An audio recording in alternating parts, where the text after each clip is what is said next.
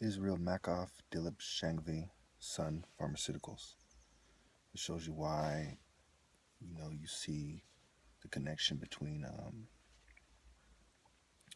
the Theosophical Society and their branch in India being one of their most important and most talked about branches.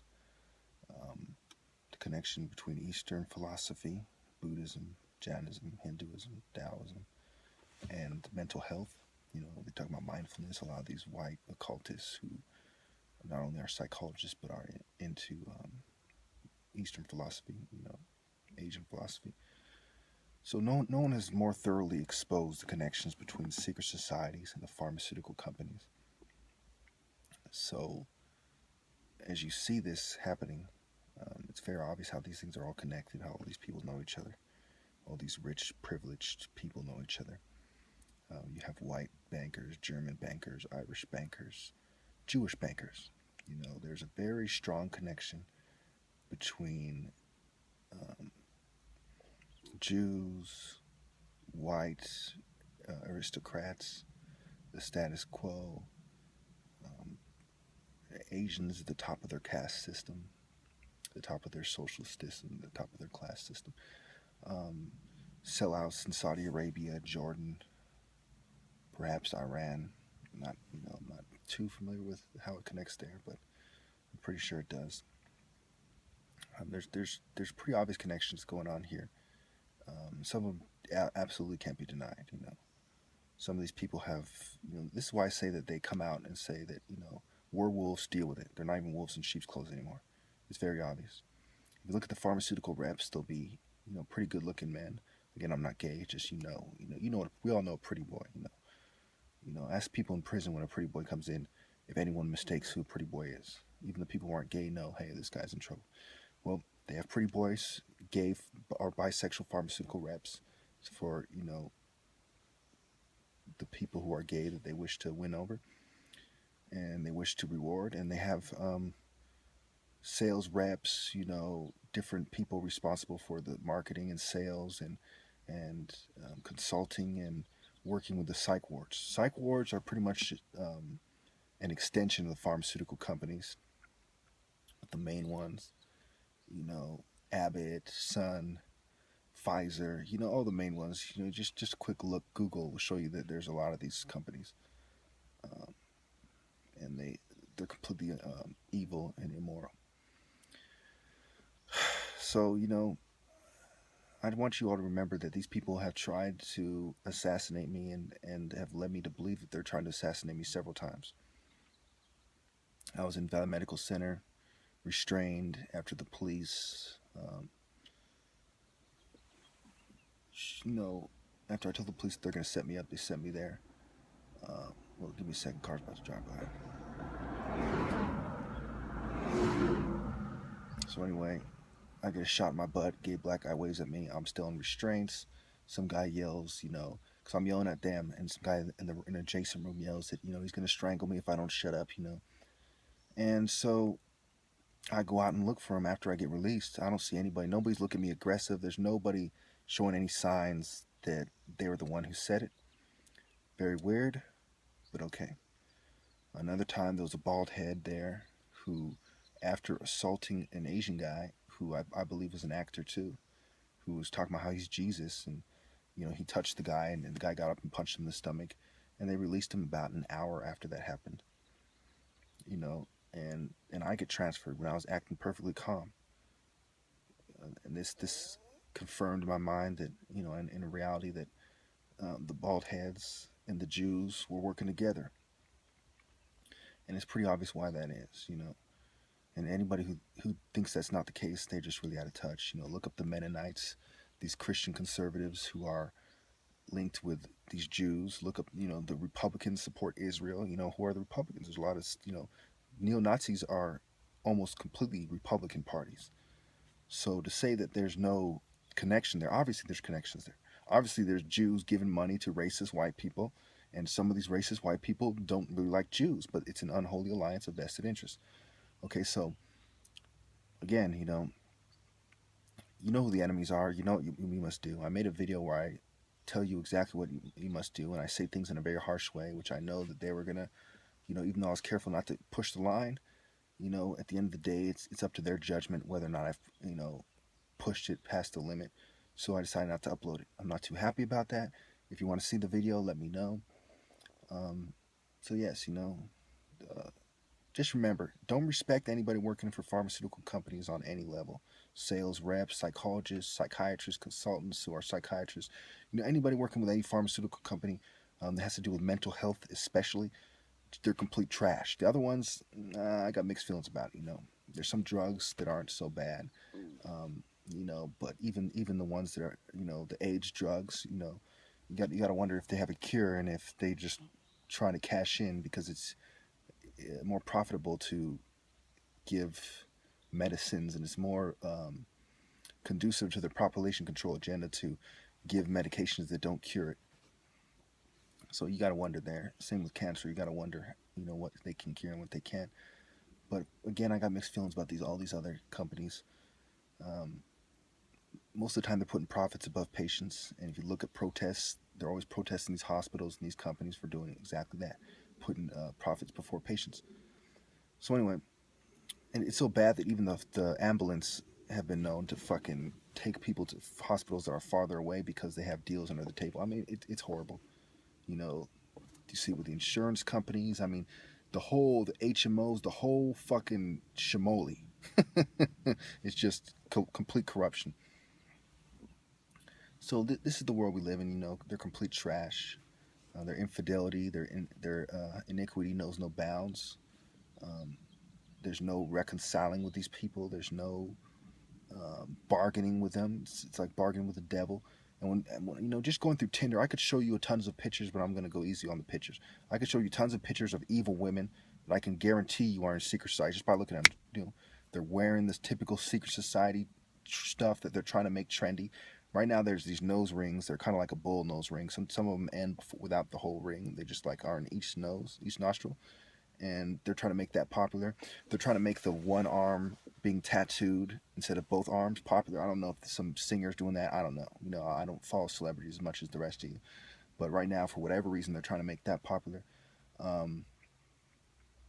They're trying to make dressing like a Satanist popular, but not as much as the subtle satanic things that they're doing.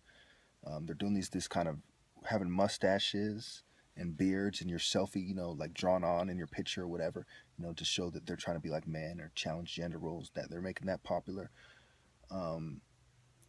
They're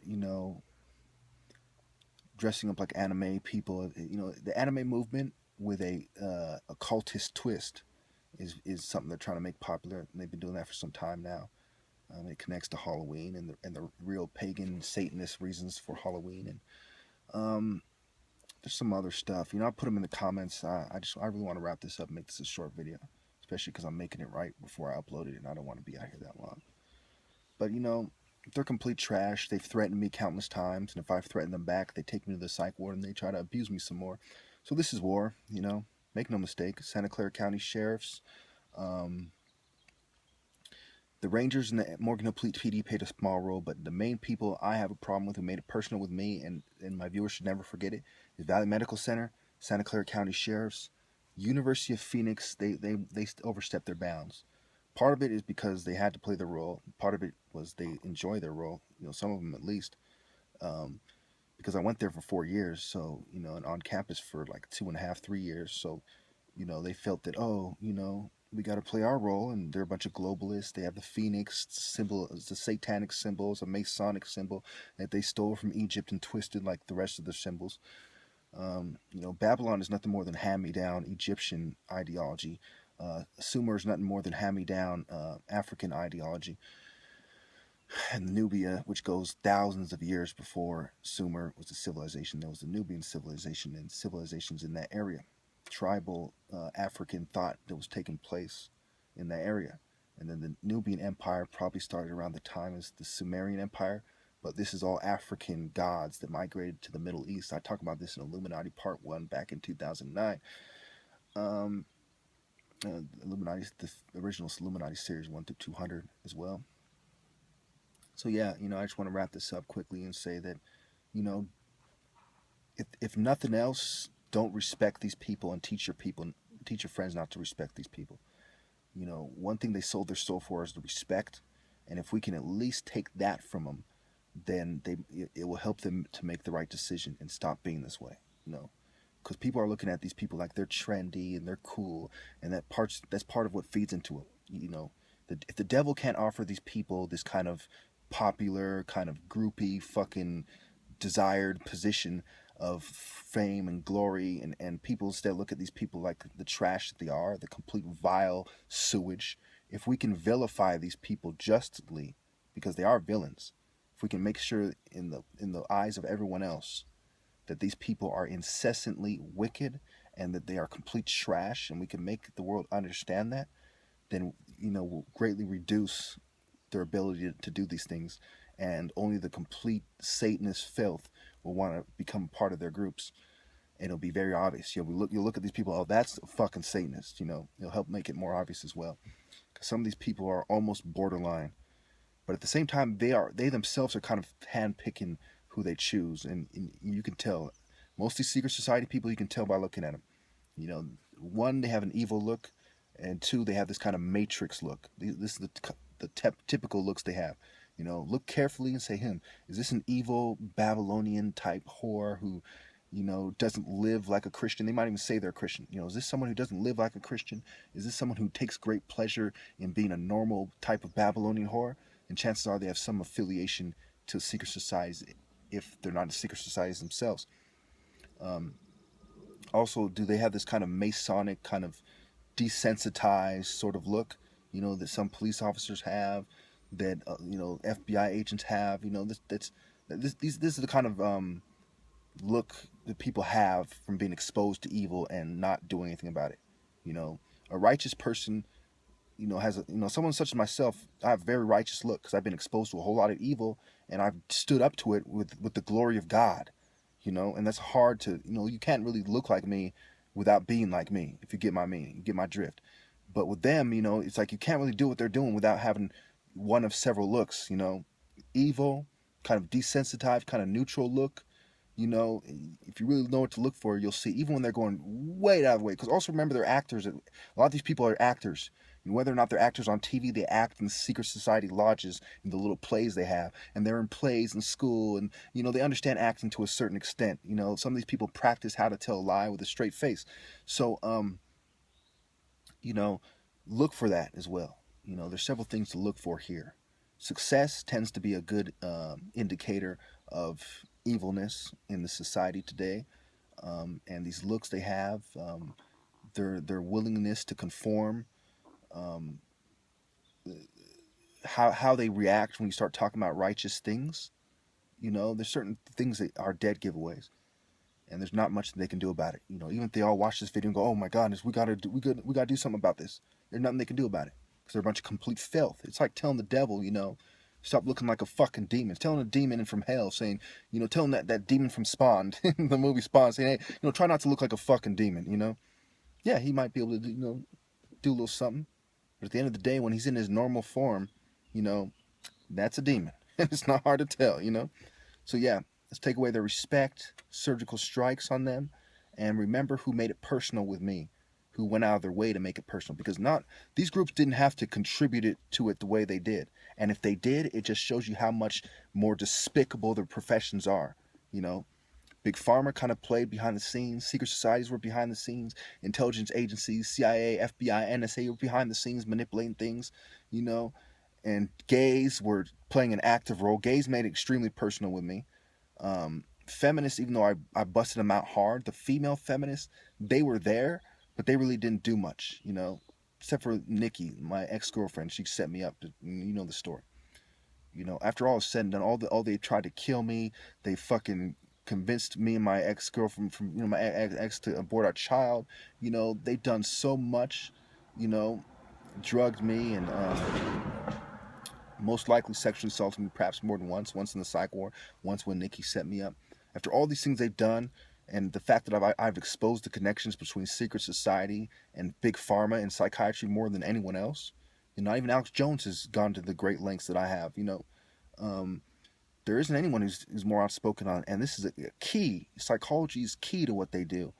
Most of what they do is psychology more than actually religion. Thank you.